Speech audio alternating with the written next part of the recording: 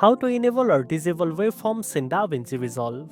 First of all, open your project in DaVinci Resolve and go to the edit page where your timeline is visible.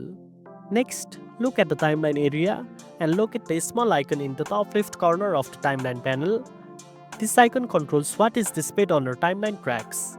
Click on it and from the drop-down menu, make sure Display Full Waveform or Display Audio Form is checked if you want to enable waveforms. To disable them, simply uncheck the option.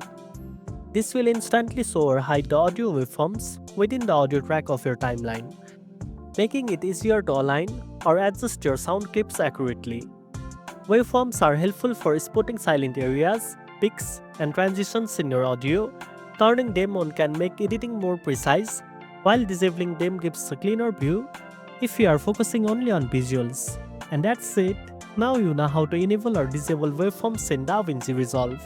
If you found this video helpful, don't forget to like, share, and subscribe for more tech tips. Thanks for watching, and I'll see you in the next one.